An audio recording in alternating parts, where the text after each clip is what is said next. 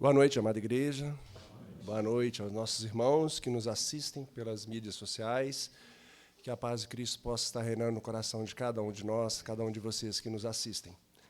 Porque dele e por ele são todas as coisas. A ele toda a glória, toda a honra e todo o louvor. Vamos estar convidando os irmãos para estarem se colocando de pé, abrindo as suas Bíblias em Hebreus 13, 15. E antes de fazermos a leitura, estarei orando, e após estaremos fazendo essa leitura em uma só voz. Oremos. Querido Deus, Pai misericordioso, muito obrigado, Senhor Deus, pela Tua majestade em nossas vidas, por tudo que o Senhor fez, por tudo que o Senhor faz e por tudo que o Senhor ainda há de fazer nos nossos meios. O Senhor nos guia, o Senhor nos dirige, o Senhor nos criou. Por isso lhe somos gratos, por isso lhe rendemos louvor. Somos fracos, somos pecadores, somos imperfeitos e carecemos da misericórdia do Senhor em nossas vidas dia após dia. Que o Senhor possa estar agindo no meio de nós, nos dirigindo, até mesmo nesse momento em que nos encontramos como igreja do Senhor, para estarmos elevando ao Senhor os nossos louvores, as nossas adorações. Até mesmo nesses momentos nós carecemos da misericórdia do Senhor, pois fazemos aquilo que, infelizmente, está nos nossos corações, e nem sempre isso é perfeito. Clamamos ao Senhor que o Senhor nos dirija todas as partes desse trabalho, seja na direção, seja nas músicas tocadas, no louvor, na ministração da Tua palavra, que tudo seja feito para a honra e glória do Teu santo nome. Por isso nós clamamos ao Senhor em nome de Jesus Cristo. Amém. Leiamos, irmãos, Hebreus 13, 15. Em uma só voz. Saiamos. Desculpa, perdão. 15. Minha Bíblia é meio diferente.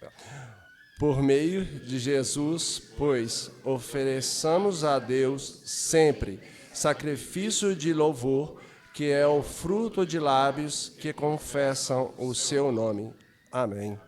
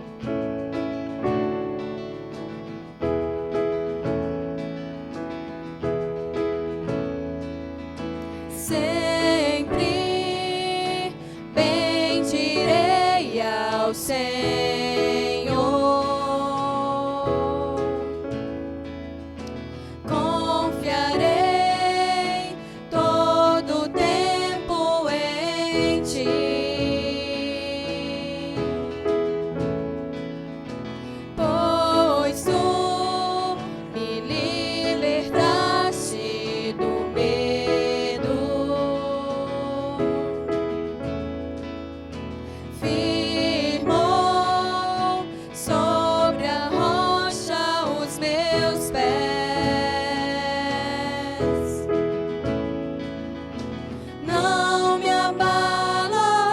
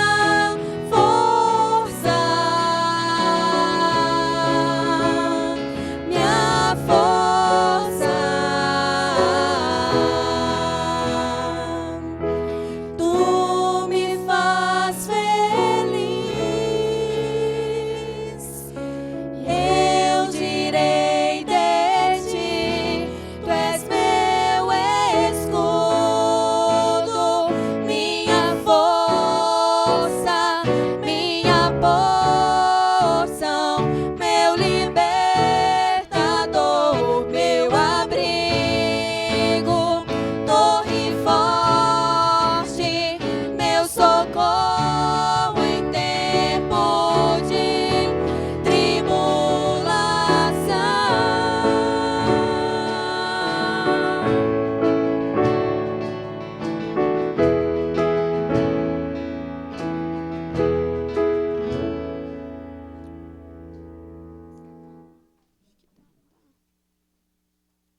Irmãos, vamos ainda de pé fazermos a leitura no livro do profeta Malaquias, Malaquias 1, dos versículos 6 a 14. Nosso irmão presbítero Everton estará acompanhando a igreja na leitura alternada. Malaquias 1, de 6 a 14.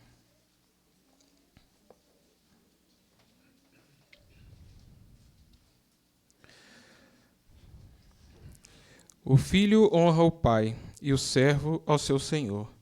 Se eu sou o pai, onde está a minha honra? E se eu sou o senhor, onde está o respeito para comigo? Diz o Senhor dos exércitos a vós outros: ó sacerdotes que desprezais o meu nome, vós dizeis: em que desprezamos nós o teu nome? Ofereceis sobre o meu altar pão imundo, e ainda perguntais: em que te havemos profanado? Nisto que pensais: a mesa do Senhor é desprezível. Quando trazeis animal cego para o sacrificardes, não é isso mal?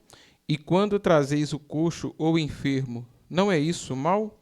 Ora, apresenta-o ao teu governador. Acaso terá ele agrado em ti e te será favorável? Diz o Senhor dos Exércitos.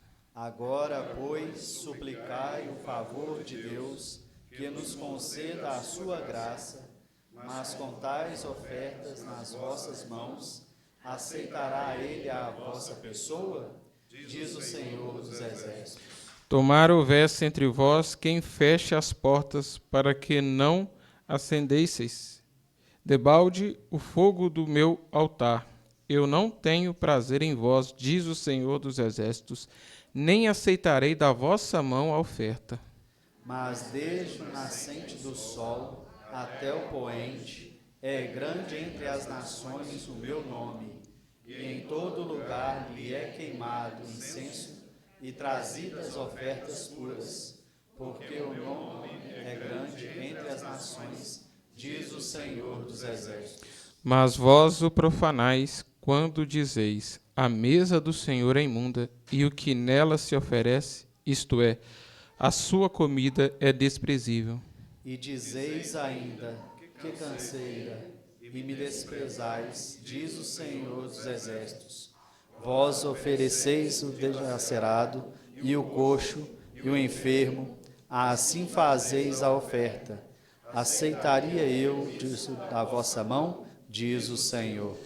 Pois maldito seja o enganador que, tendo o animal sadio no seu rebanho, promete e oferece ao Senhor um defeituoso.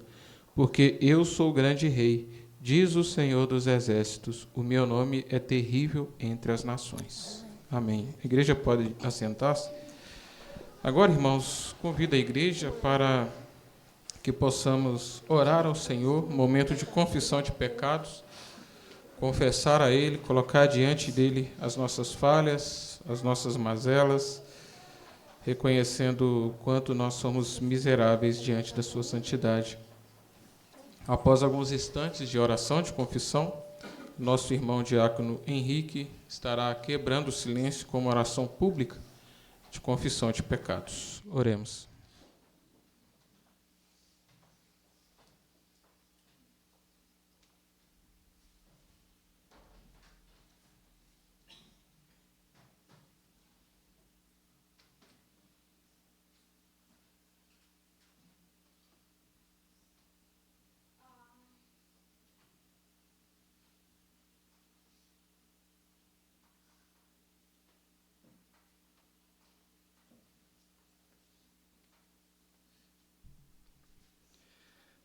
Senhor, meu Deus, venho aqui, meu Pai, diante de Ti, agradecer por mais essa oportunidade, meu Pai, que o Senhor nos dá de estarmos adorando, de estarmos louvando ao Senhor, meu Deus. E também diante de Ti, pedir perdão pelos nossos pecados e pelos nossos erros, meu Deus. Diante do Senhor, quando não entregamos aquilo que devemos, quando não fazemos com toda diligência, com todo o coração, para o Senhor, meu Pai. Perdoa-nos pelas nossas mazelas, pela nossa culpa, pelos nossos erros, meu Pai. Seja misericordioso conosco e leva-nos ao verdadeiro arrependimento, ao verdadeiro quebrantamento de coração, meu Pai. Pois assim o Senhor nos chama. E peço, meu Pai, usa o Teu Espírito, muda e transforma os nossos corações de dia após dia, meu Deus. Dá-nos a Tua sabedoria, ensina-nos a sermos humildes e a seguirmos verdadeiramente o Teu caminho, meu Pai. Perdoamos pelo aquilo que temos errado, temos falhado e muitas vezes insistido, meu Deus. E, por favor, nos conduza nessa caminhada, meu Pai. Abençoe esse restante de culto que temos aqui, meu Deus, e que tudo que for feito venha a ser feito para a Tua honra e para a Tua glória, meu Deus. Livra-nos do orgulho, da soberba, meu Deus, e guia-nos nessa caminhada, meu Pai. Que eu venho lhe pedir e agradecer no nome do Senhor Jesus. Amém.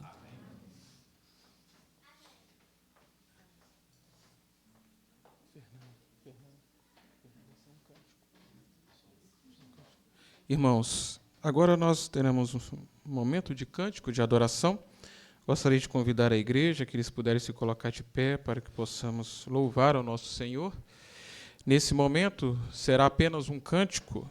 A igreja terá a oportunidade, os irmãos, de realizarem o lançamento de suas ofertas e dízimos durante o cântico.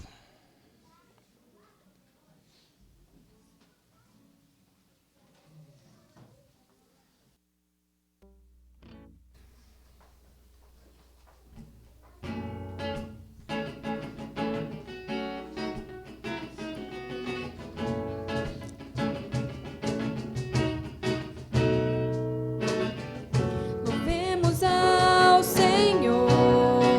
Louvemos ao Senhor. Senhor.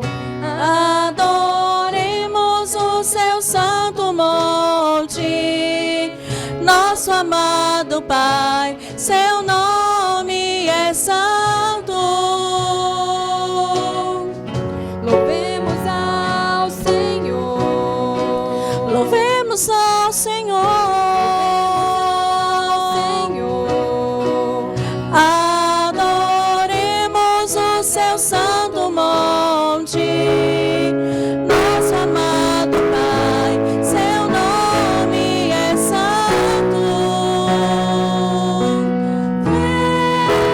Vemos ao Senhor, pois seu nome é santo, pois seu nome é santo. Louvemos ao Senhor, Pois seu nome é santo. pois seu nome é santo. Magnifiquemos ao Senhor, ao Rei que é digno de louvor. Excelso, supremo, muito dignos de louvor. Excelso, supremo, muito digno de louvor. Cristo é a nossa vida, o motivo do louvor em nosso novo coração. Pois morreu a nossa morte para vivermos sua vida, nos trouxe grande salvação.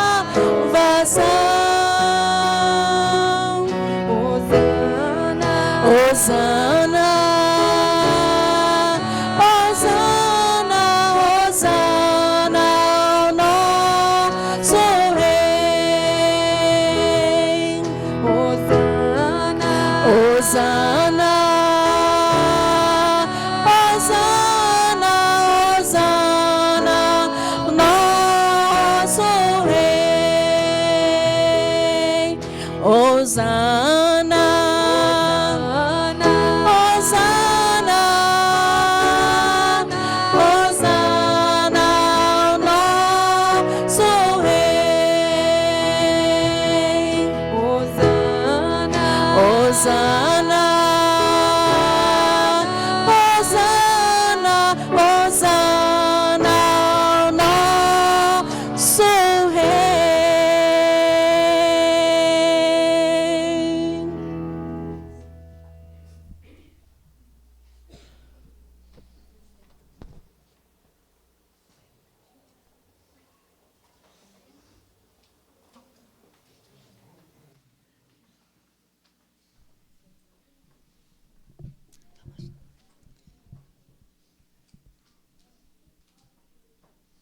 Oremos. Bendito Deus, glorioso, eterno Pai, nós te louvamos, Senhor, pois sabemos, Pai, que a Ti devemos louvar, a Ti somente devemos glorificar, honrar, pois só o Teu nome é grande, só Tu, Senhor, és o merecedor de toda a honra e louvor que possamos ofertar a alguém. Que o Senhor esteja, ó Pai, nos impulsionando realmente a isso, Senhor, a louvar ao Senhor, glorificar o Teu santo nome, com alegria nos nossos corações, com entusiasmo, sabendo que estamos fazendo assim a Tua vontade. Te agradecemos, Pai, pelo Teu povo aqui congregado. Com alegria estamos aqui, com prazer estamos aqui. O Senhor nos tem dado esta bênção, Senhor, de estar na Tua presença nesta noite, nesse culto de louvor, de adoração ao Teu santo nome. Pai de amor, sabemos que nesta oportunidade o Senhor também nos fala poderosamente, Senhor, através da Tua palavra. Pedimos, Pai, que o Senhor esteja nos abençoando, preparando os nossos corações para receber a Tua mensagem e que o Teu servo, pastor, que vai nos trazer a Tua mensagem, seja também usado por Ti, Senhor, com poder, com autoridade do Senhor, para fazer esse trabalho que é realmente tão grandioso, essa responsabilidade que o Senhor colocou nas mãos do Teu servo, que assim, ó Pai, ele possa realizar esse trabalho com dedicação, com humildade, e sobretudo, Pai, com fidelidade a Ti, fidelidade à Tua palavra. Nós Te louvamos pela vida dele, pelo que ele tem feito, pelo trabalho que ele tem desempenhado aqui na nossa igreja. Que o Senhor continue abençoando o Teu servo, para que ele possa continuar sendo sempre fiel a Ti. Te agradecemos nesse momento, Senhor, também, pelos dízimos e ofertas que são trazidos à Tua presença nesta noite. Obrigado porque o Senhor tem dado ao Teu povo as condições, os recursos, e agora, Senhor, a Tua igreja tem trazido para a sustentação da Tua obra essas ofertas, esses dízimos. Nós Te agradecemos por essas contribuições. Que o Senhor esteja abençoando poderosamente o Teu povo, para que tenhamos todos nós sempre as mãos cheias para trazer e entregar aqui, Senhor, para o Teu trabalho. Nós Te louvamos e Te agradecemos por esse momento, mais uma vez. Continue conosco no restante deste culto, em nome de Jesus. Amém.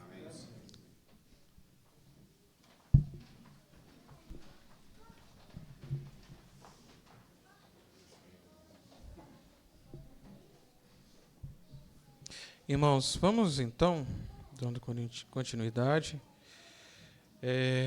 fazemos a leitura, da pergunta 126 do Catecismo Maior de Westminster, pergunta e resposta. Leiamos, irmãos. Qual é o alcance geral do quinto mandamento? O alcance geral do quinto mandamento é o cumprimento dos deveres que mutuamente temos uns para com os outros em nossas diversas relações, como inferiores, superiores ou iguais. Amém. Agora, passo a palavra para o pastor Wendel, que trará a mensagem do Senhor esta noite. Deus abençoe.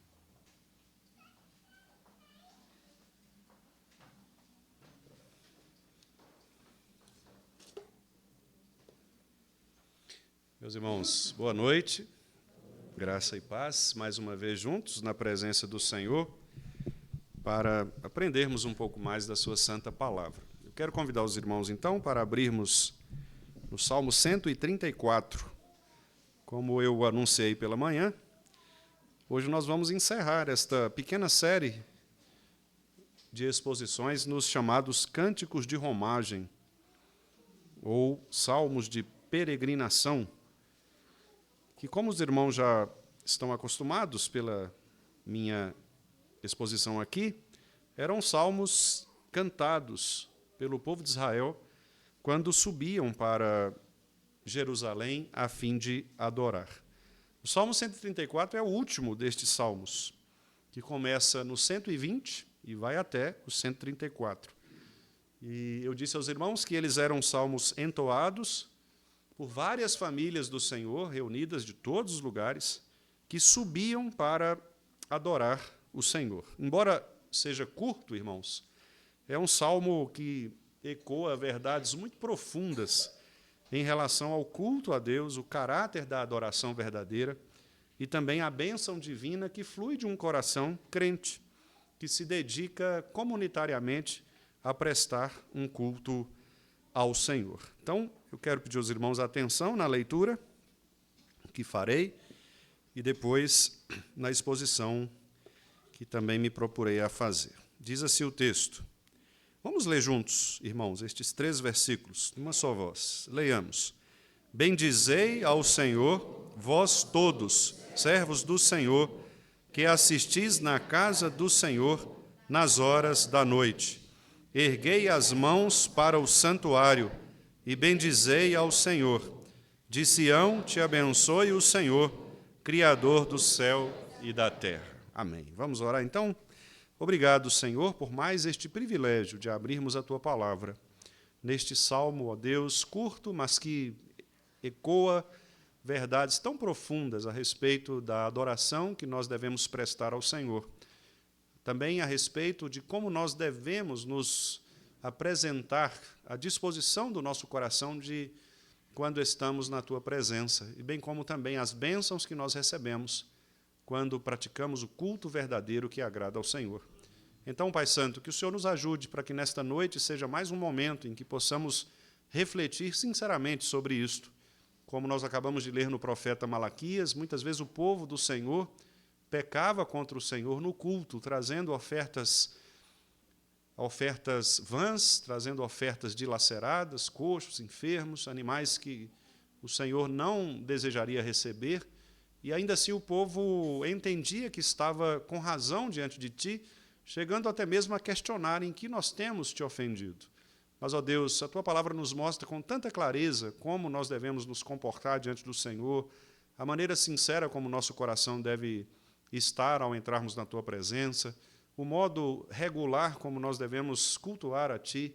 Portanto, ensina-nos, ó Deus, em mais um momento nesta noite, para que o culto desta igreja, Senhor, seja cada vez mais um culto que agrada a Ti, um culto centrado na pessoa de Cristo Jesus, Teu Filho, em que a Tua palavra é, de fato, o centro, e também os nossos corações sinceros, agradecidos, compungidos, contritos, possam, ó Deus, se humilhar na Tua presença, arrependermos dos nossos pecados e nos colocarmos como mansos para ouvirmos a Tua voz, sermos criaturas e filhos do Senhor ensináveis, e assim, Pai, crescermos no conhecimento cada vez mais de Cristo Jesus, Teu Filho.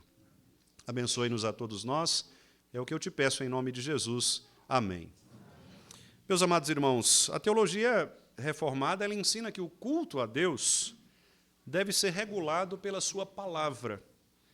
Isso significa dizer que nós devemos oferecer a Deus somente aquilo que Ele mesmo ordenou nas Sagradas Escrituras, não aquilo que nós julgamos talvez relevante, talvez atraente. Infelizmente, o que nós percebemos é que em muitos lugares, hoje, este culto a Deus tem sido corrompido.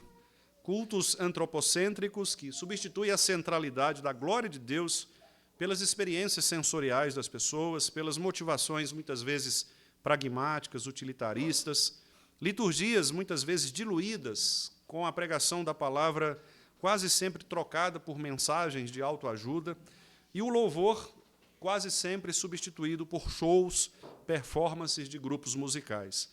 O Salmo 134 ele nos traz para o lugar certo, bendizer o Senhor conforme o Senhor quer, com reverência, constância, alegria, de dia e de noite, em todo o tempo. A adoração como uma adoração silenciosa de cada um de nós, constante, humilde, centrada naquilo que Deus mesmo criou para que nós pudéssemos adorá-lo.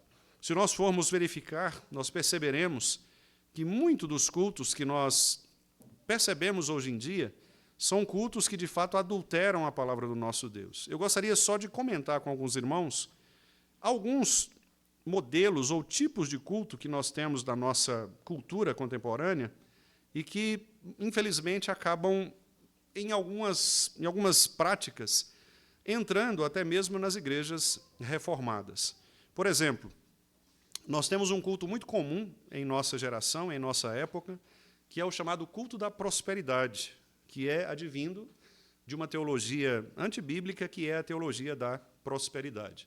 Nestes cultos de prosperidade, geralmente praticados por igrejas neopentecostais, o que se ensina ali é que a fé ela deve ser usada para alcançar riquezas e benefícios materiais, saúde perfeita, sucesso pessoal, e toda a adoração destes chamados cultos de prosperidade gira em torno, na verdade, do que Deus pode dar a você, e não aquilo que Deus é ou quem Deus é.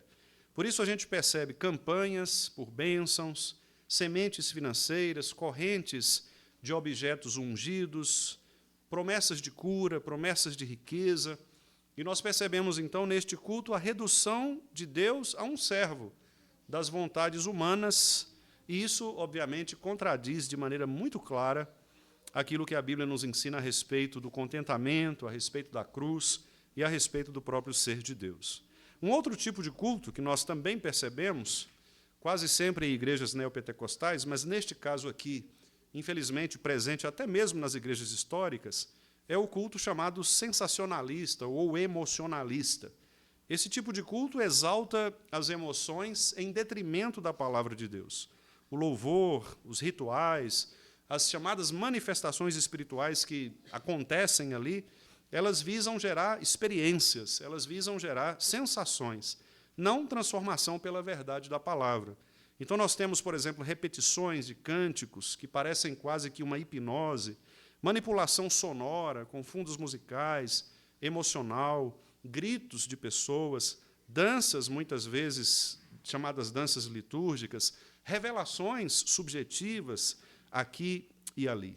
A gente percebe, então, que esse tipo de culto ele contraria o preceito da Escritura que diz que a adoração ela é racional e ela é espiritual racional, ou seja, nós entendemos, de fato, aquilo que estamos fazendo.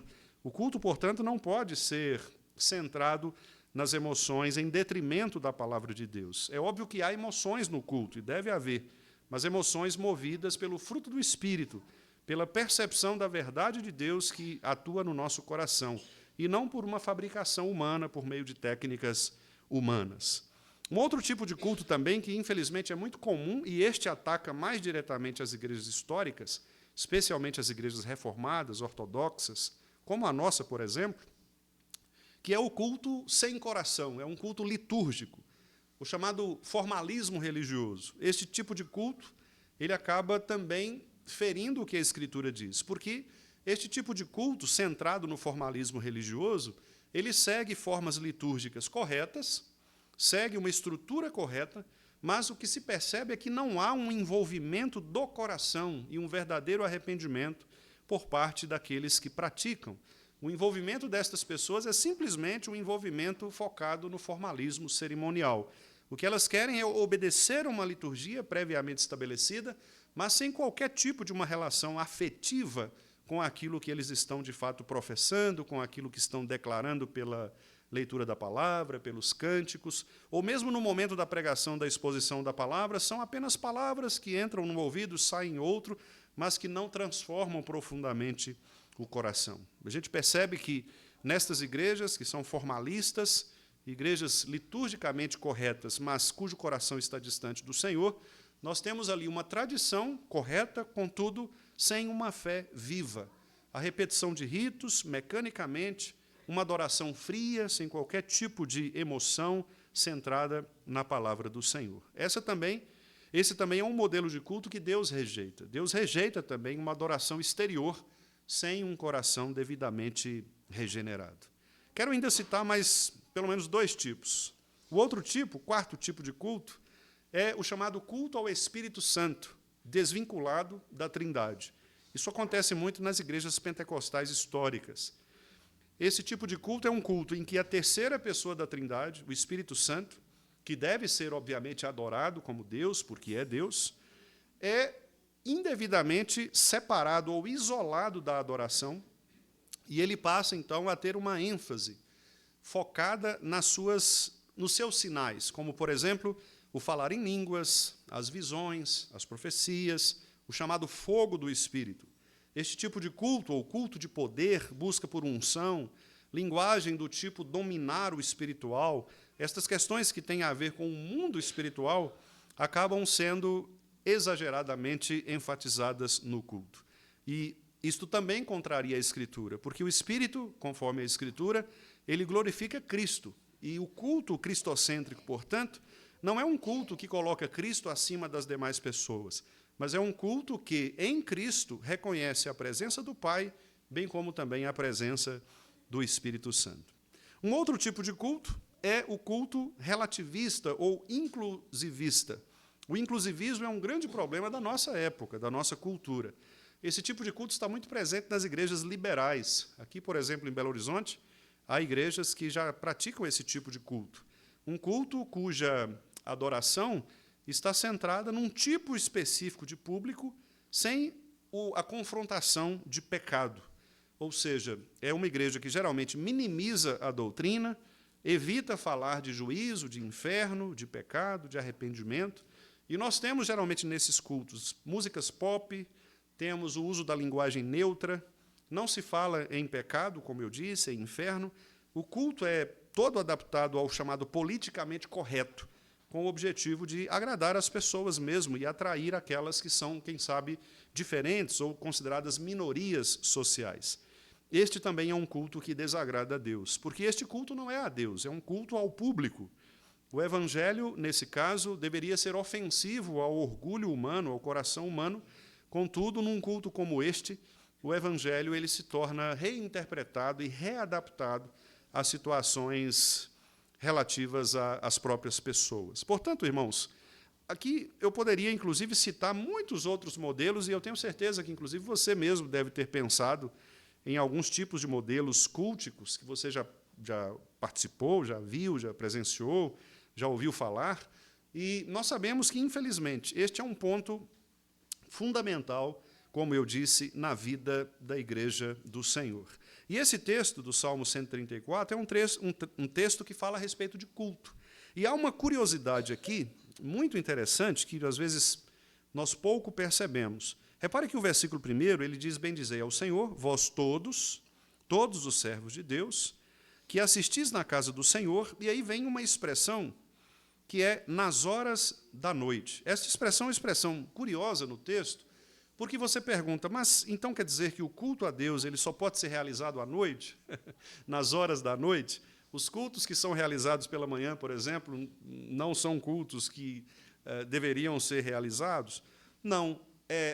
Curiosamente aqui, o que o texto quer enfatizar é algo muito especial, que é exatamente o que eu quero também dizer aos irmãos nesta noite. Esta expressão, aqueles que assistem na casa do Senhor nas horas da noite, no finalzinho do versículo 1, se refere especificamente a um grupo de pessoas, especialmente sacerdotes e levitas, que permaneciam vigilantes no templo quando toda aquela outra multidão já havia saído.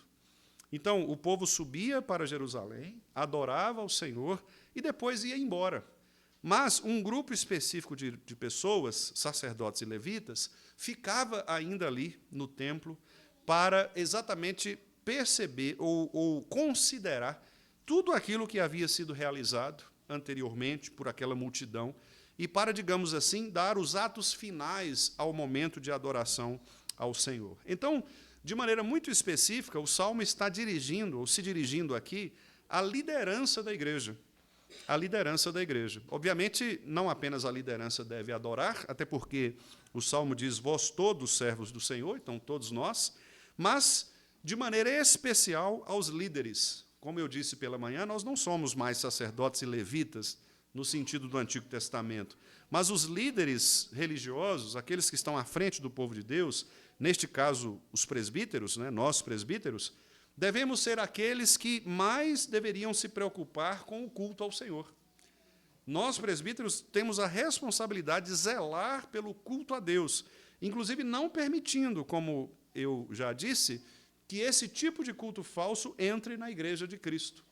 E eu sempre lembro aos irmãos que, quando Paulo instruiu tanto a Tito quanto a Timóteo na eleição de presbíteros, uma das coisas que Paulo disse é que os presbíteros foram eleitos, ou deveriam ser eleitos, para impedir a proliferação de falsas doutrinas, para impedir que os lobos entrassem na igreja e pregassem outro evangelho.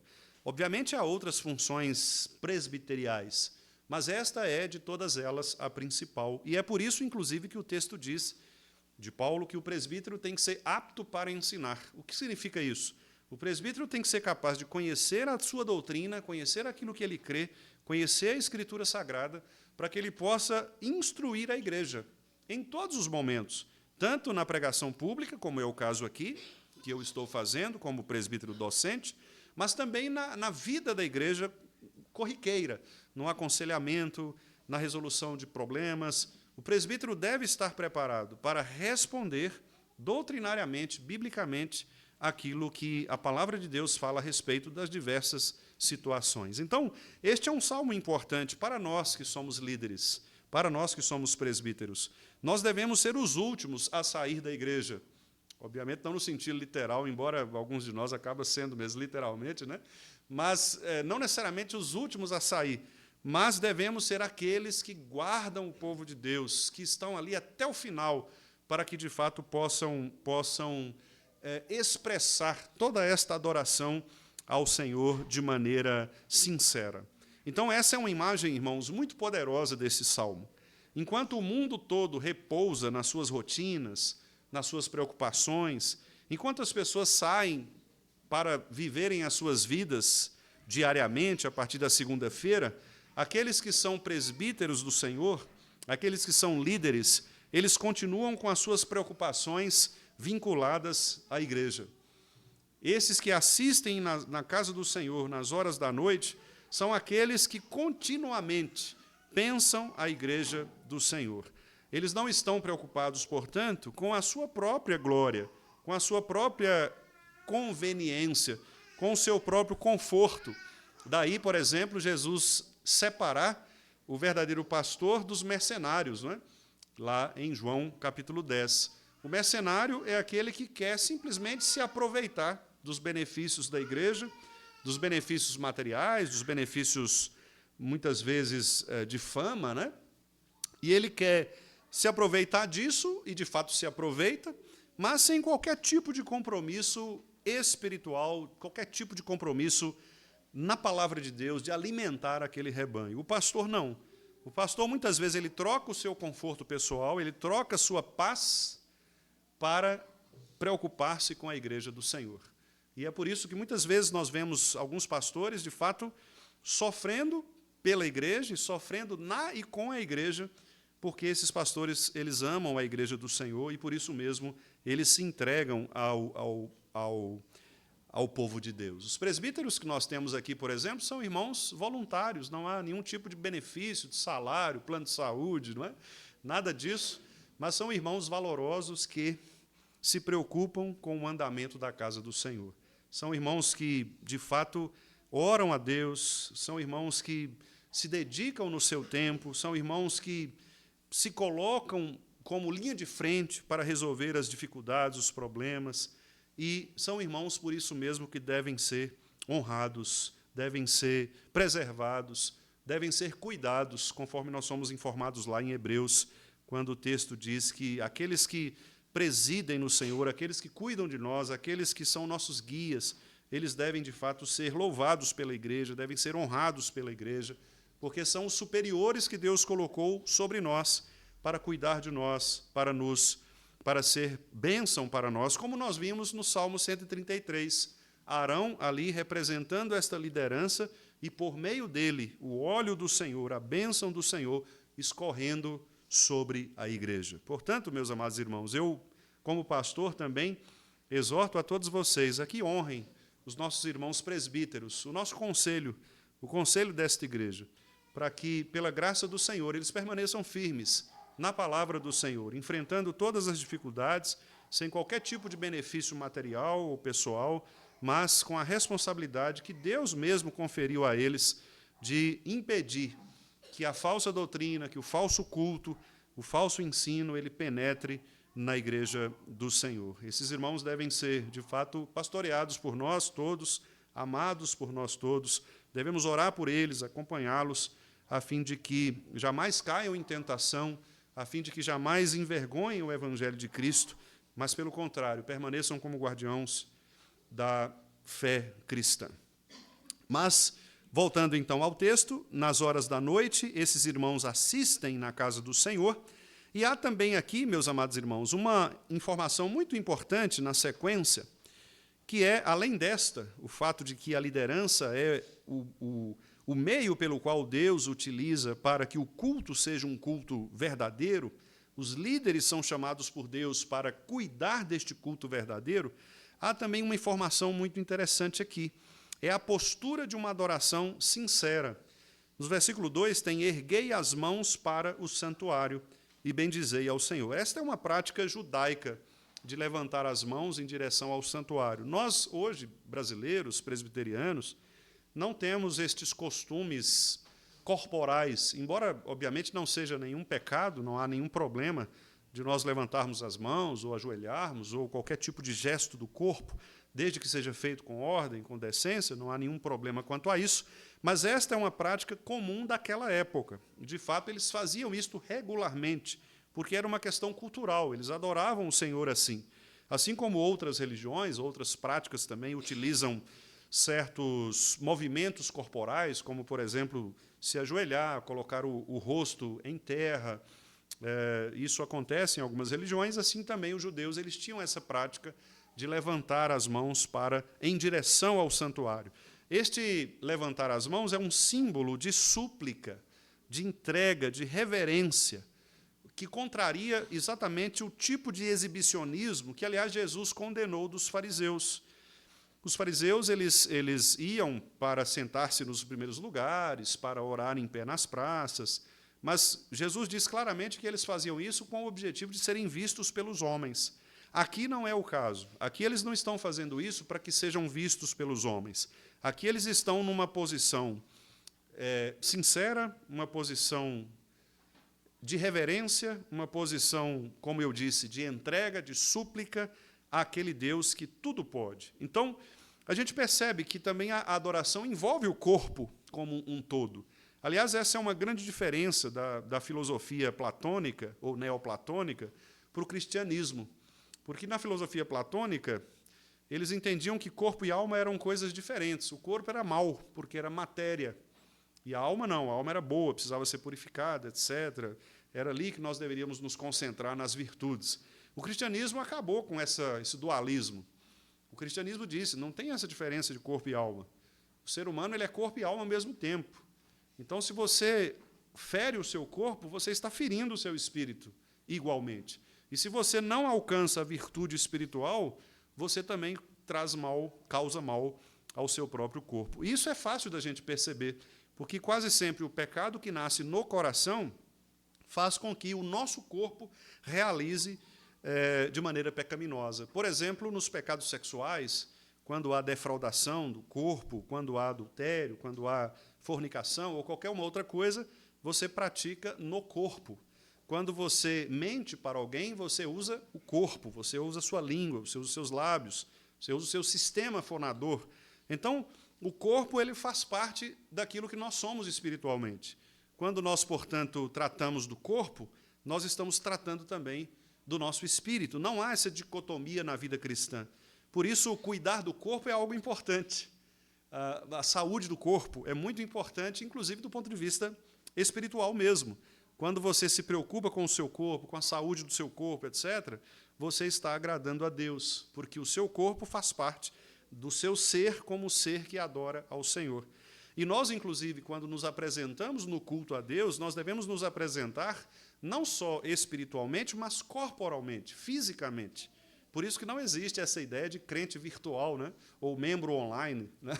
Nós somos pessoas humanas, de carne e osso, que precisamos de contato, precisamos de relacionamentos. O nosso corpo ele precisa se envolver no ato de adoração. Quando nós, por exemplo, nos colocamos de pé juntos na igreja, este é um ato de adoração, não é só uma questão simplesmente de uma técnica, vamos ficar de pé para. Não, é porque ali você está expressando juntamente com o povo de Deus, no seu próprio corpo, quando você se ajoelha, quando você se levanta, quando você levanta as mãos, quando você se inclina, seja qual for o movimento que você faça, esse movimento deve também ser levado em consideração para a adoração ao Senhor. Aqui, a referência ao santuário, como aparece no verso 2, é uma referência ao fato de que a adoração ela é direcionada a Deus. As mãos que eles estão erguendo têm uma direção. As mãos se dirigem para o santuário. O santuário aqui representando aquele lugar em que o Deus Santo estava presente, ou se faz presente. Obviamente, hoje nós não temos mais essas figuras, né? Nós não temos mais um lugar, uma forma, algo que você precisa olhar, algo que você precisa se ajoelhar diante de, mas nós temos a presença de Cristo conosco. Então, o nosso santuário é a própria presença de Cristo conosco. Ele é o lugar em que nós devemos, para onde nós devemos erguer as nossas mãos. Cristo é a direção da nossa adoração, a direção do nosso louvor.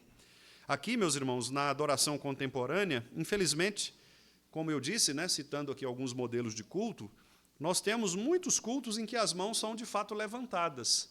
Mas, infelizmente, embora nós não devamos julgar os corações, mas, infelizmente, o que se percebe pela prática de algumas dessas pessoas, e até mesmo pela descrição bíblica em algumas situações, é que, muito embora as mãos sejam levantadas, o coração, infelizmente, não é um coração consagrado ao Senhor. Então, a pessoa ela tem uma aparência de cristã, mas a sua prática é uma prática anticristã. Ela levanta as mãos para o santuário, mas, ao mesmo tempo, ela peca contra o Senhor, peca contra os seus irmãos. Ela vem ao culto, ela participa de todos os atos do culto, participa da ceia, participa das orações de confissão, participa do louvor, mas o seu coração ainda não foi transformado.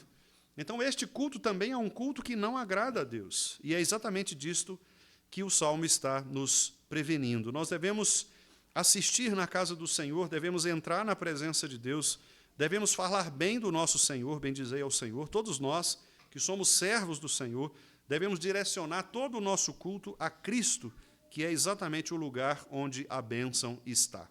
E ele finaliza, inclusive, dizendo, versículo 3, de Sião te abençoe o Senhor, Criador do céu e da terra. A bênção de Deus está sobre todos aqueles que são verdadeiros adoradores. Os irmãos já sabem que Sião representa o lugar da presença de Deus. Sião é o lugar que representa Cristo. Na teologia bíblica, Sião é o lugar que representa a própria igreja. A igreja está em Sião. Então, de Sião, ou seja, da igreja do próprio Senhor, da igreja do próprio Cristo, as bênçãos do Senhor, elas saem para todos aqueles que cultuam a esse Deus de maneira verdadeira e genuína. O verdadeiro culto, portanto, não é um culto que deve se preocupar em atrair bênçãos. Não é um culto que deve se preocupar com fazer com que as pessoas se sintam bem, se sintam confortáveis. O papel do culto não é atrair as pessoas para que elas sejam bem servidas, como acontece em outros modelos de organização. O culto é para Deus. Então, é a honra de Deus, é exatamente o olhar para Deus, o levantar as mãos para Deus, que é a razão do nosso culto. Esse é o Senhor que nos abençoa. Ele é o Deus criador do céu e da terra, diz o versículo 3. Nós não estamos, portanto, diante de um governador, como, aliás, lemos aqui também em Malaquias. Se nós fôssemos apresentar aquilo que nós apresentamos a Deus aos homens, muitos homens não receberiam aquilo que nós propomos apresentar a Deus, porque muitas vezes o que nós apresentamos a Deus é, de fato, o resto. E, infelizmente, nós usamos até mesmo este argumento para dizer, olha, isto é para Deus, como se isso justificasse a nossa negligência. Eu fico, irmãos, muito entristecido quando eu percebo isto, especialmente de pastores. Quando eu percebo, por exemplo, que os pastores, alguns pastores, obviamente, não todos, talvez uma pequena quantidade, mas, infelizmente, existem aqueles pastores que, mesmo tendo sido chamados por Deus para ensinar a igreja, eles simplesmente ignoram isto ou agem como se isto fosse uma segunda opção na vida deles. E você vê alguns desses irmãos não estudando, alguns desses irmãos não preparam os seus sermões, eles simplesmente não têm nenhum interesse de trazer um alimento sólido para a igreja. E isso é muito triste, porque, obviamente, demonstra uma negligência que dificilmente seria suportada em qualquer outro tipo de relação empregatícia. Experimente, por exemplo, alguns dos irmãos aqui que são funcionários, que são empregados, entregar um trabalho mal feito, entregar um trabalho de qualquer maneira, não é? Obviamente, você vai sofrer as sanções, você vai sofrer as consequências. O seu patrão vai chamar a sua atenção se não te mandar embora por causa disso. E Deus? Nós estamos diante do Senhor. Então, se eu sou pastor e Deus me deu a tarefa de trazer aos irmãos uma palavra que seja bíblica, uma palavra que seja profunda, estudada, lida, meditada, eu não posso, obviamente, ser negligente com relação a isso. E isso cabe, meus irmãos, a todas as outras áreas da igreja. Por isso, às vezes, nós insistimos tanto com alguns irmãos, como, por exemplo, a música, né? A gente insiste tanto nesta necessidade de preparação, de treino, de técnica, porque nós estamos mesmo preocupados em oferecer a Deus o que é melhor, oferecer a Deus aquilo que nós temos de melhor. Porque toda a nossa vida é para Deus, todos os nossos recursos devem ser para Deus. Eu não posso comprar uma roupa especial, mais cara, para ser usada num evento comum do dia a dia e desprezar a igreja do Senhor. Eu me lembro, quando eu era criança, que a minha avó dizia assim, que a gente tinha roupas de ver Deus, né? Essa é a roupa de ver Deus. A roupa de ver Deus é aquela roupa melhor, que geralmente você ganha ali, né? E é a roupa da igreja. Porque essa ideia de que, para o Senhor, nós temos de ter o melhor. Para o Senhor, nós temos que escolher aquilo que é o melhor, desde as nossas roupas. Desde as nossas roupas. E isso vale para tudo, para as nossas palavras, para as nossas ações. Tudo o que se refere a Deus deve ser melhor para nós. E esta foi a grande diferença, meus irmãos, que os irmãos puritanos, lá do século XVII, foi o grande impacto que eles causaram no mundo. Porque os puritanos, eles entendiam que, exatamente por isto, por fazer tudo para a glória de Deus, é que eles deveriam ser melhores em tudo aquilo que fizessem. Então, se o indivíduo era um sapateiro, por exemplo, ele se esforçava para ser o melhor sapateiro daquela comunidade, daquela vila. E, se tornando um melhor sapateiro, obviamente, ele ia também ser mais demandado nas suas tarefas. Muitas pessoas iam procurá-lo por causa disso. Ele não ia cobrar um preço exorbitante, porque o seu trabalho era para a glória de Deus, então ele também não iria explorar as pessoas, ele não iria gastar com vícios, porque é crente. Então, o que acontecia? Ele ficava rico, juntava dinheiro, para, inclusive, socorrer aqueles que eram necessitados. Por isso, aquele sociólogo chamado Max Weber escreveu o seu livro sobre esta tese, o capitalismo e o puritanismo e o espírito do capitalismo, né? O capitalismo, para Weber, foi criado por esses puritanos que tinham um estilo de vida frugal, eles não gastavam com muitas coisas, eram bons no que faziam, acumulavam poupança e, por isso, ficavam ricos, né?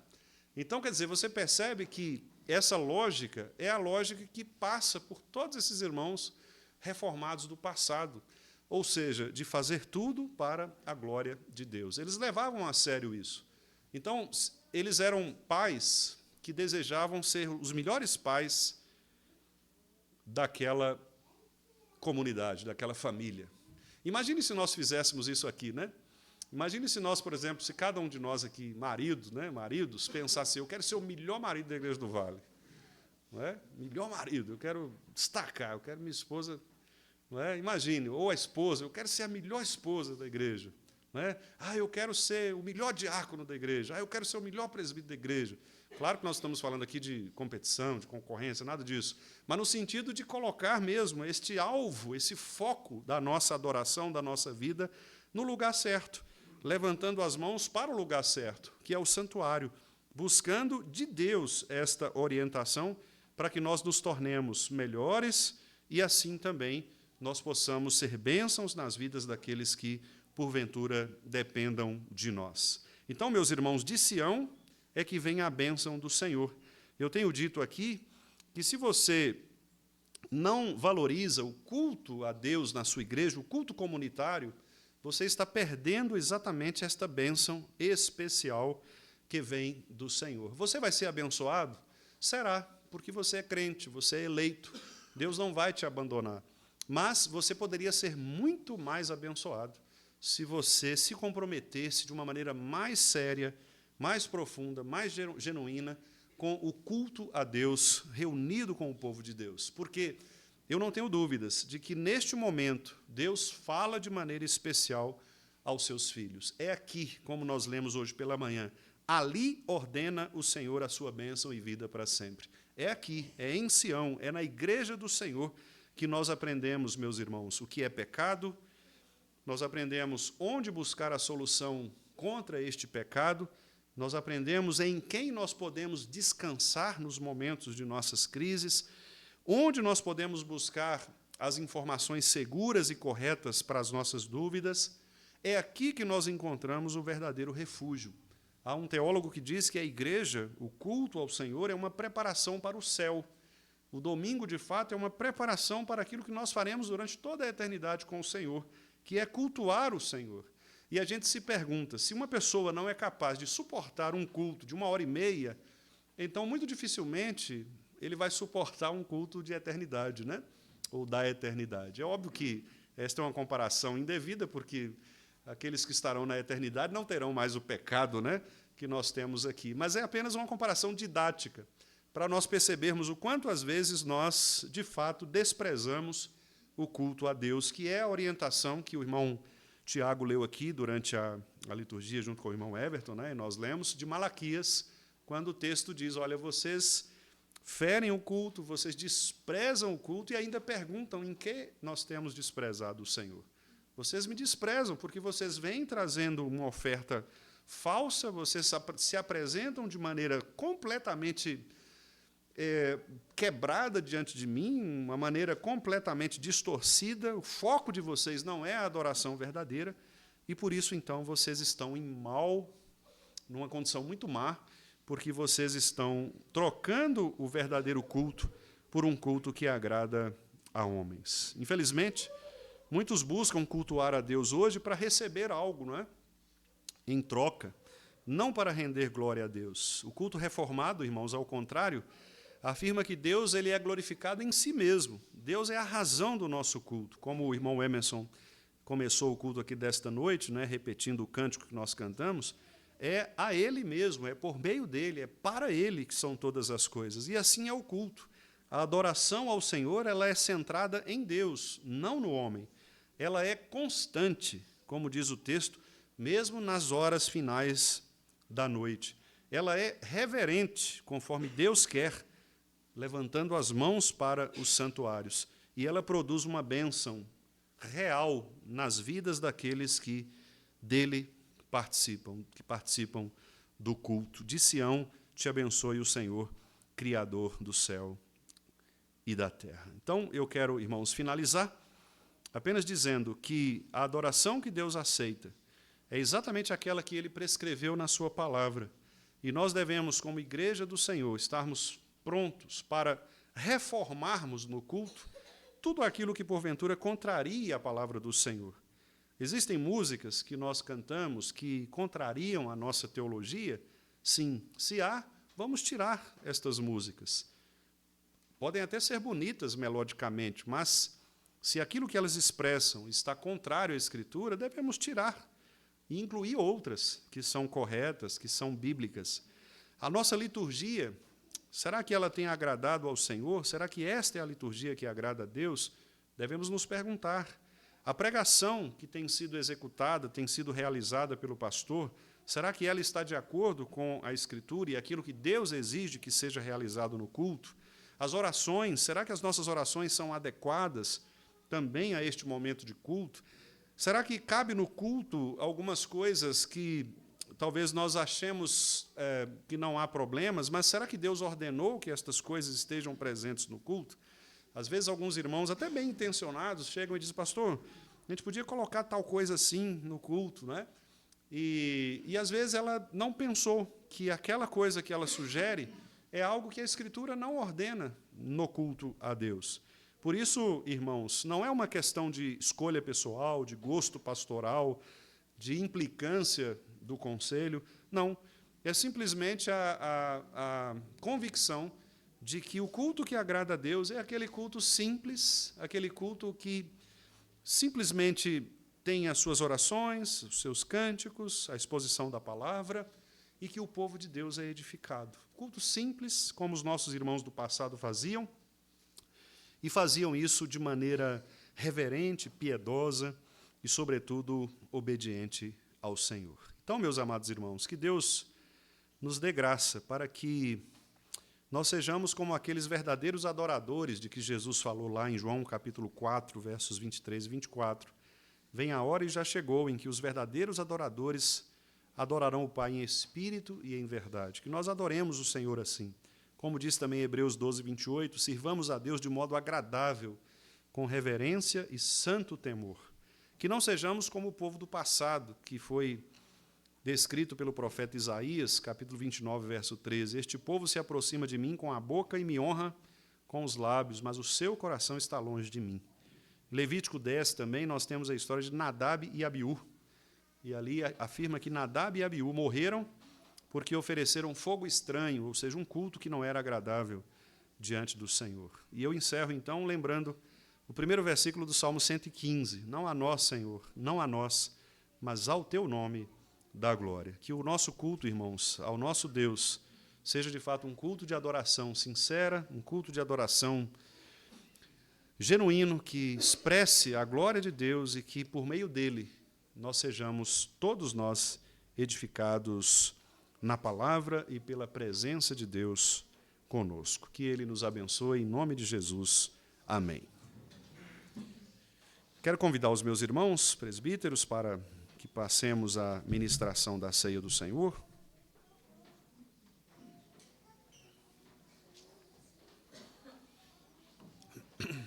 Eu quero convidar os irmãos, eu vou apenas ler o trecho que está na primeira carta de Paulo aos Coríntios, capítulo 11.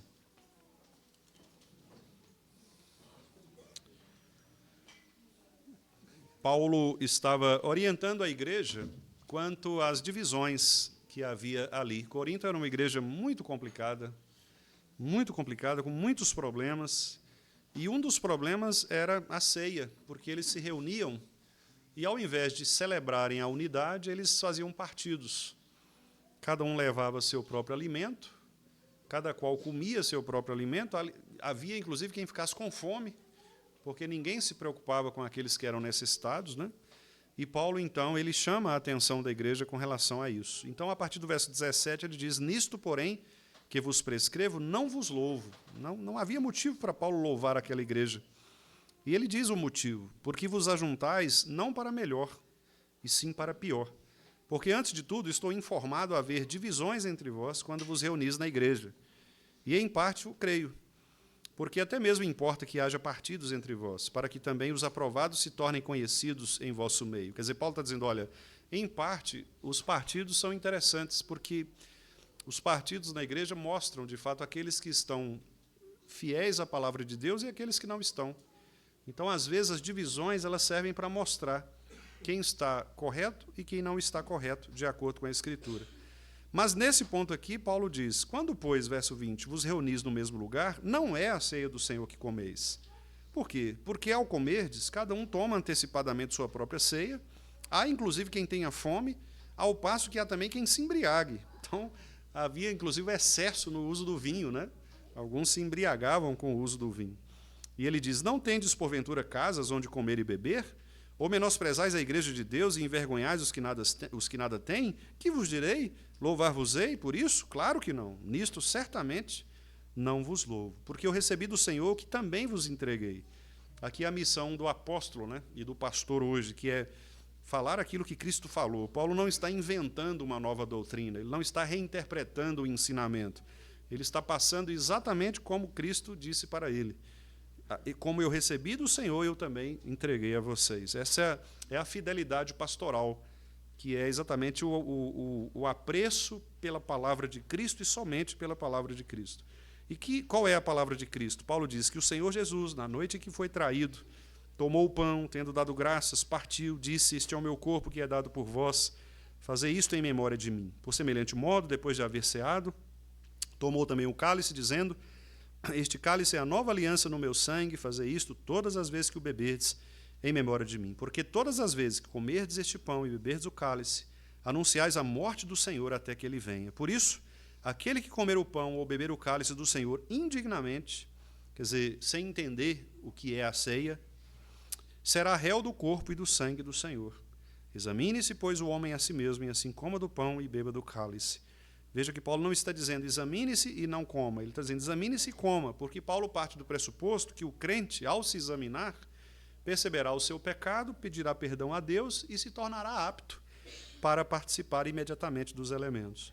Pois quem come e bebe sem discernir o corpo, come e bebe juízo para si. Quando nós participamos da ceia sem entender o propósito principal da ceia, que é exatamente participar dos sofrimentos de Cristo, bem como também participar das bênçãos que vêm dele, nós, na verdade, atraímos juízo para nós mesmos. E ele chega a dizer: eis a razão porque há entre vós muitos fracos, doentes, e não poucos que dormem, porque se nos julgássemos a nós mesmos, não seríamos julgados, mas, quando julgados, nós somos disciplinados pelo Senhor, para não sermos condenados com o mundo. Graças a Deus por isso, não é, irmãos? O Senhor nos disciplina, para que a gente não seja condenado com o mundo. Às vezes nós temos medo da disciplina do Senhor, mas é muito melhor nós sermos disciplinados pelo Senhor do que sermos disciplinados pelo mundo. Porque quando nós somos disciplinados pelo mundo, é exatamente porque nós já passamos daquela fase de estar no povo de Deus ou junto do povo de Deus. Lembra de que Paulo disse sobre aqueles homens, Alexandre e Himeneu, que ele entregou para Satanás, para que Satanás pudesse prová-los na carne acerca dos seus pecados? Aquelas pessoas não se deixaram admoestar na igreja. E elas então partiram para o mundo, e a experiência do mundo trouxe muito mais prejuízos para elas. Então, é melhor sermos disciplinados pelo Senhor do que sermos tratados pelo mundo. Assim, pois, irmãos meus, quando vos reunis para comer, esperai uns pelos outros. Se alguém tem fome, coma em casa, a fim de não vos reunirdes para juízo. Ou seja, sejamos comunitariamente unidos. Nós estamos aqui em torno de um só corpo, de um só Senhor, um só Deus, um só pastor. Por isso mesmo, nós não devemos nos preocupar conosco individualmente. Não devemos ser individualistas, mas comunitários.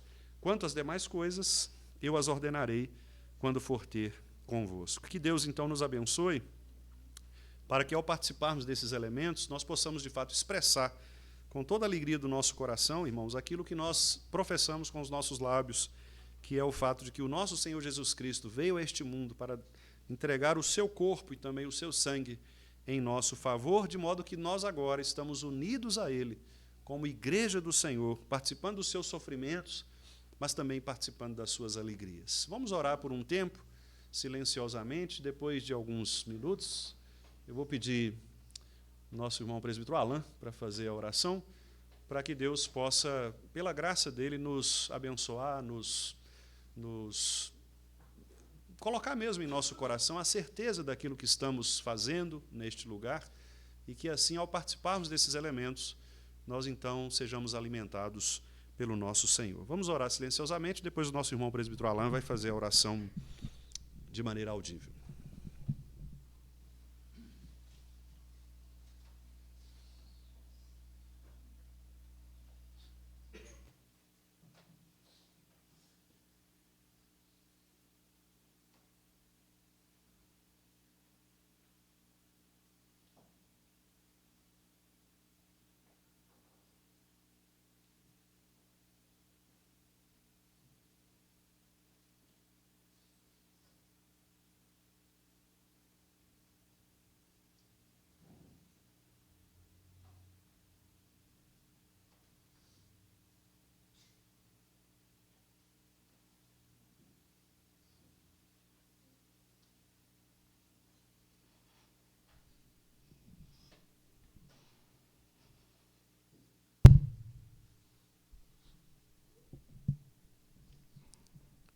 Senhor, nosso Deus, nos colocamos diante de Ti, ó Pai, reconhecendo, Senhor Deus, o quão pequenos somos diante da Tua grandeza, diante da Tua glória, diante da Tua majestade, ó Deus. Tu sabes, Senhor Deus, da nossa estrutura, Tu sabes que somos pó diante do Senhor.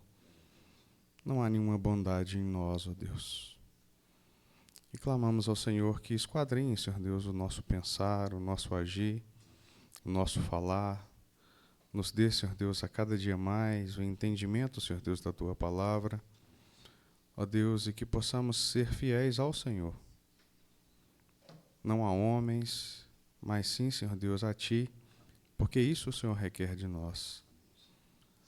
Que acima de tudo, Senhor Deus, o Senhor possa nesse momento falar, Senhor Deus, aos nossos corações, ó Pai, nos colocando diante de Ti, ó Deus, reconhecendo, Senhor Deus, que pecamos contra o Senhor.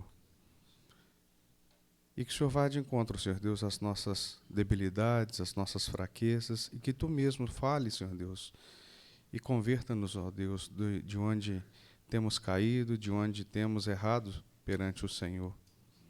E agora, Senhor Deus, nesse momento, Senhor Deus, em que nos achegamos ao Senhor, com os nossos corações, ó Deus, contritos, ó Pai, em participar desse banquete material que o Senhor tem preparado para nós. Que possamos, ó Pai, participar, Senhor Deus, desse momento, com alegria, Senhor Deus, nos nossos corações, pois o Senhor é o bom pastor que deu, Senhor Deus, o Teu único Filho, a verter, Senhor Deus, ali o Teu sangue na cruz, em prol dos meus e dos nossos pecados. Purifica-nos, ó Deus. Lava-nos e ficaremos mais alvos que a neve. Ouve a oração de cada um dos meus irmãos nesse momento e que possamos, ó Pai, trazer à memória o que tem nos dado esperança dia após dia. É o que nós te pedimos, na mediação do Teu Filho amado Jesus, que vive e reina para todos sempre. Amém. Cuidado, tá caindo.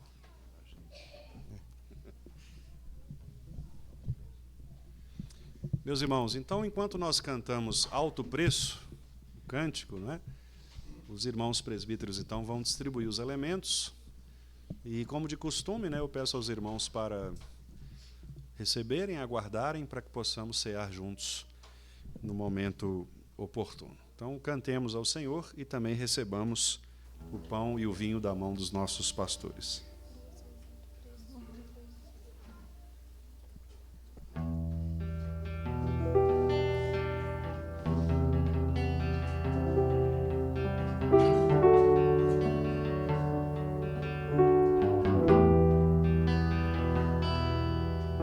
Eu sei que foi pago um alto preço para que contigo eu fosse o meu irmão. Quando Jesus derramou sua vida, Ele pensava em ti, Ele pensava em mim, pensava em nós. Eu sei que foi pago um alto preço para que contigo eu fosse o meu irmão. Quando Jesus derramou sua vida, Ele pensava em ti, Ele pensava em mim, pensava em nós, e nos via redimidos por seu sangue, lutando o bom combate do Senhor, lado a lado trabalhando, sua igreja edificando e rompendo as barreiras pelo amor. força do Espírito Santo, nós proclamamos aqui que já foi pago o preço de sermos um só coração no Senhor. E por mais que as trevas militem e nos tentem separar, com os nossos olhos em Cristo, unidos iremos andar.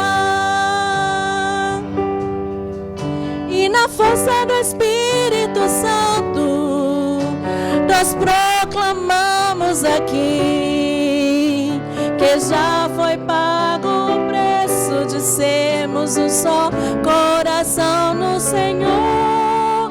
E por mais que as trevas militem e nos tentem separar,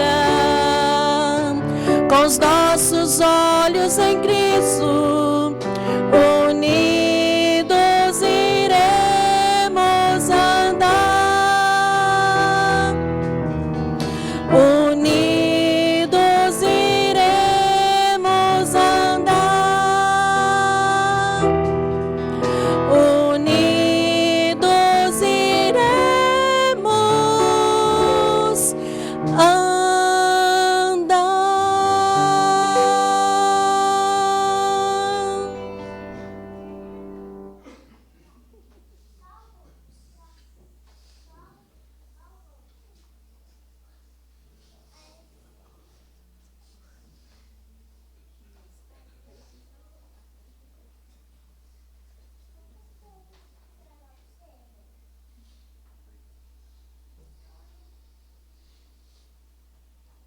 Meus irmãos, todos receberam?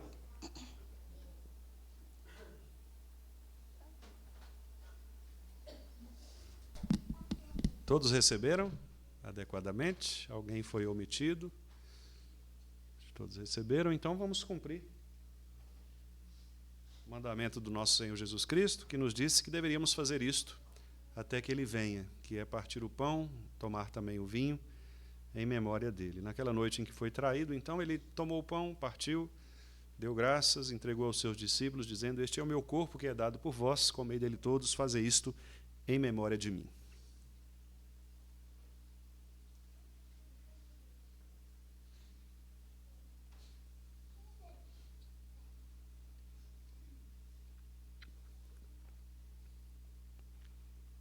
Por semelhante modo, depois de haver ceado, nosso Senhor tomou o cálice, dizendo: este cálice é a nova aliança no meu sangue, bebei dele todos, fazei isto em memória de mim, até que eu venha.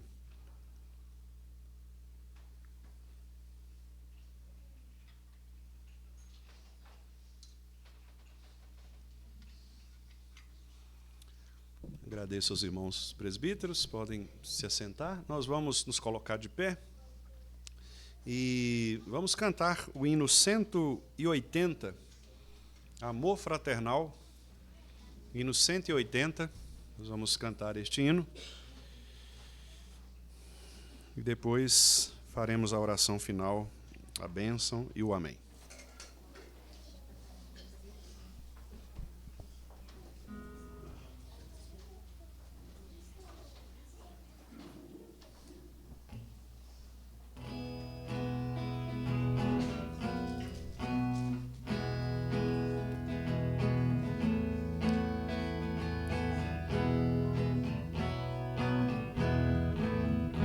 Jesus, pastor amado, louvamos-te hoje aqui, unidos pela graça, um corpo só em ti, contendas e malícias que longe de nós vão.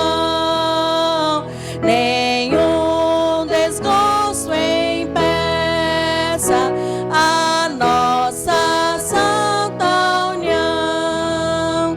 Família unida somos, família de Jesus, um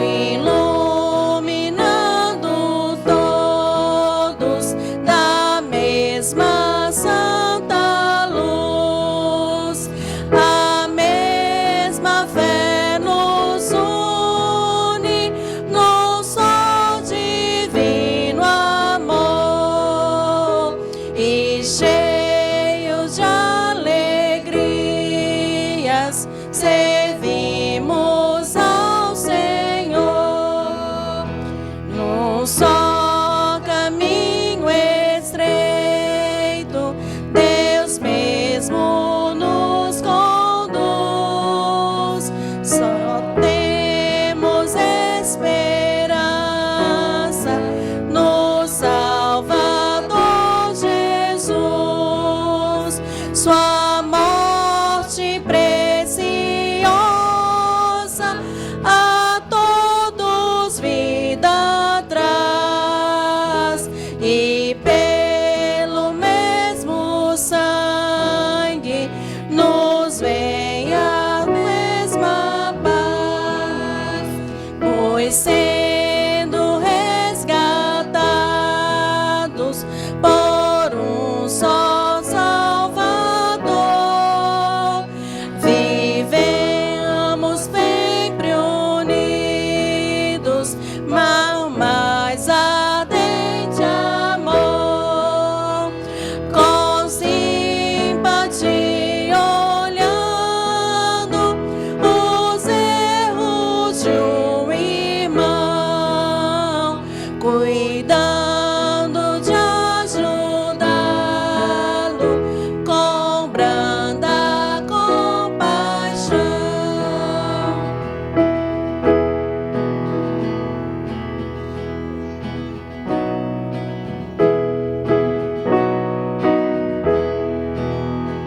Jesus, bondoso amigo, ensina-nos a amar, e como tu fizeste, também a perdoar, pois tanto carecemos do auxílio teu, Senhor.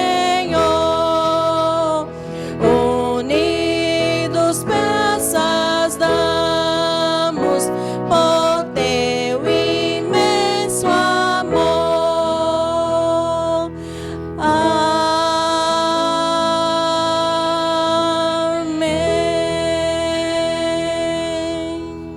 Amém, meus irmãos. Eu quero convidar nosso irmão pastor Jalon para vir até aqui, orar ao Senhor e impetrar também a bênção.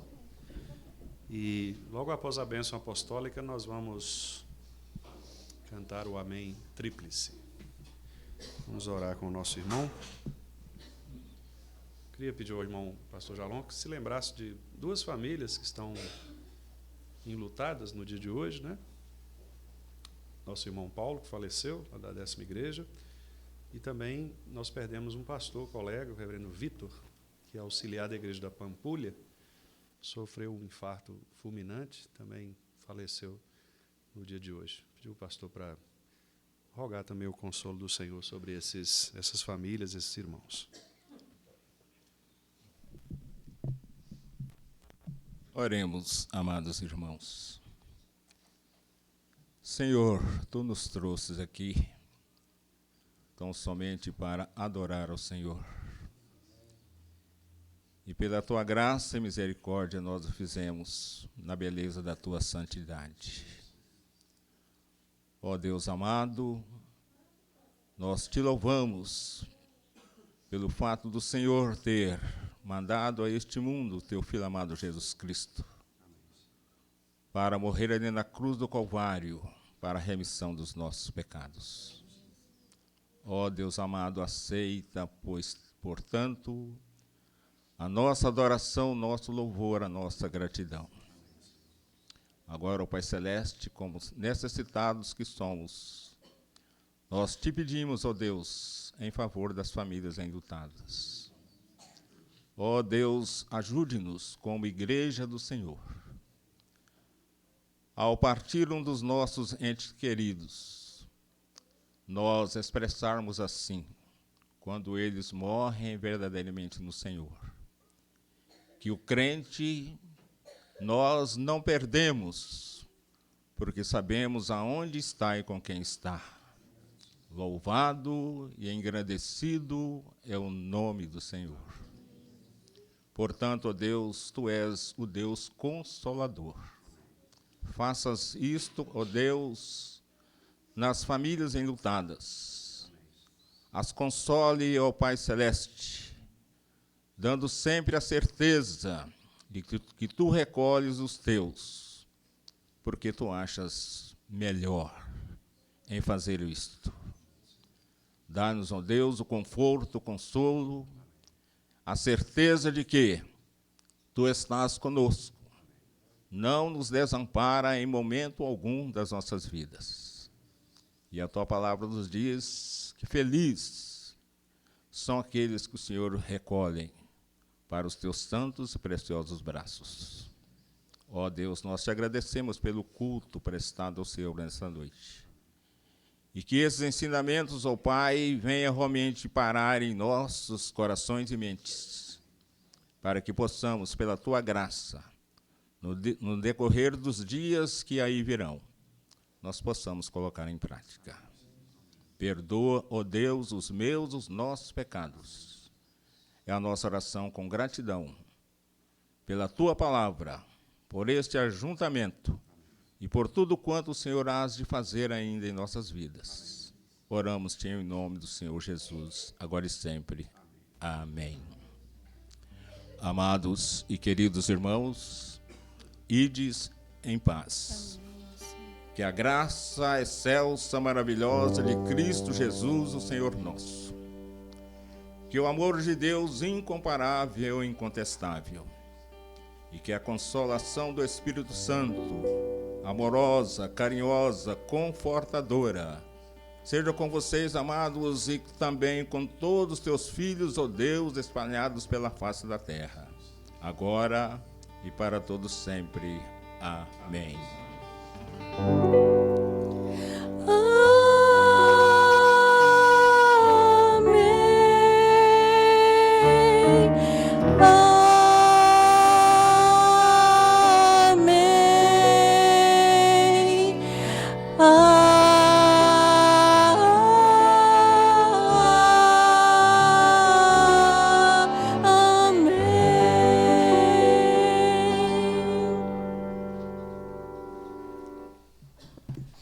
Amém, meus irmãos. Podem sentar-se. Nós queremos apenas agradecer a presença dos irmãos, não é? Dos nossos visitantes também. Desejar a todos uma excelente semana, que o Senhor nos guarde, que o Senhor nos proteja. Cuidado apenas com a saída aí, né? Para que todo mundo saia em segurança. Cuidado com os mais altos, para não bater a cabeça ali na laje, como eu já bati algumas vezes. E que Deus nos abençoe, não é? Eu queria, irmãos, apenas pedir a oração também, né? Me lembrei aqui agora. A nossa irmã Letícia, né? A Lê. Os pais estão aqui com o coração apertadinho, eu sei disso, né? A nossa irmã Letícia, ela vai internar amanhã, pela manhã, para que o parto seja realizado. Ela foi diagnosticada com pré-eclâmpsia e, por isso, precisou agendar, né, o parto para evitar complicações, né? Graças a Deus, ela está bem assistida, bem acompanhada.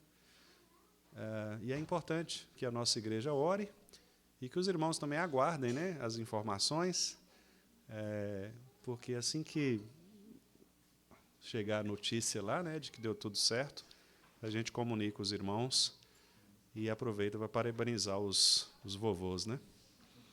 E as titias também, né? Então, vamos orar, né, pela Lei, para que Deus possa dar a ela um bom momento ali, que os médicos sejam sábios e que tudo corra, né, debaixo do cuidado do Senhor, tá bom? No mais, que Deus, então, nos abençoe, uma excelente noite, que os irmãos sejam guardados pelo poder de Deus.